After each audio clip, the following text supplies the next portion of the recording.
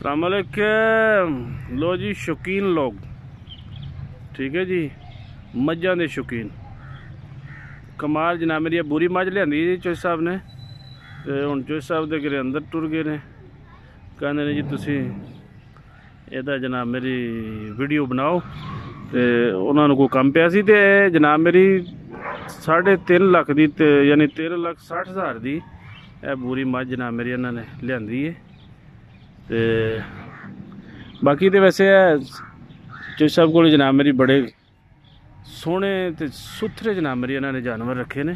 देखो ना कि भाई चंगे सड़े ने, भाई यह भी नहीं भाई कोई जनाब मेरी हड्ड शड्ड निकले ने। खुराक भी इन्हों की और बड़ी जनाब मेरी गां भी जनाब मेरी रखी है चौधरी साहब ने। 2 बच्चे भी तुहानू दिखाने। और यह देखो ना चौधरी साहब की गां जड़ी है, वाह भाई वाह माशाअल्लाह। बड़ी गल है जी, जड़ा बंदा जिस चीज़ का शौक रखता ना उहदे नाल तुसी जनाब मेरी भावें उन्होंने पराडो लै दो ना, वो कहना भाजी सानू उत्थे लै चलो जिथे जनाब मेरी जड़ा ना डंगर बच्चा, वह इस चीज़ ना कोई सरोकार नहीं कि भाई पराडो का रंग केड़ा होना चाहिए, ये तेल किन्ना खांदी है, यदा कोई भाजी इनू नत्थ मारी है भी है जड़ा ना ये सब कहते बड़ा तंग कर दी। ठीक है ना, है मैं इशारा ही दिता ताकि वो ना फिर उन्होंने थोड़ा जहा होंगे है कि भाई मनु नत्थ वजी है, वो फिर आराम नाल बह जाती है। नहीं तो जनाब मेरी चंगी जो है झोटी है, तो जे अगर कहना रस्सा कितनी बारी पाया लेकिन नहीं खलोण देंदी। ठीक है, चलो अल्लाह ताला जिंदगी वाली होवे। तो यह चौधरी साहब ने जनाब मेरी बच्चा भी रखे है, तो बड़ा खूबसूरत है जनाब मेरी। मैं वही दसिया ना कि जड़ा बंदा जिस चीज़ का शौक रखता हो। ठीक है जी, यह बच्ची है जनाब मेरी, मेरे ख्याल उस गां की वो जी तुहानू पहला दसी है ना, यह वही रखी है। तो इतने जनाब मेरे इन्होंने अज एवें डेरे ते आए सी, मैं कहा चलो वेले हाँ तो चौधरी साहब को जाके गपशप मारने, के ख्याल जी। तो उस तो बाद जनाब मेरी है जड़ा ना चौधरी साहब है कट्टी जनाब मेरी माशाल्लाह जनाब मेरी तैयार है। वो है थोड़े चिर सो जे तो जनाब मेरी बन गई ना तो चंगी अल्लाह ताला जनाब मेरी सोहनी झोटी है। ठीक है ना जी, सारे जड़े ने दे जिसम दे जनाब मेरी अज़ा है की कह रहे हैं कि भाई चेहरा जड़ा देखा जी नासा तो जनाब मेरी चिट्टी है, और मत्थे तो भी पूछल भी पैर भी जड़े ने धोते ने। यह चौधरी साहब की जनाब मेरी एक मझ है माशाल्लाह जनाब मेरी चंगी जड़ी है ना।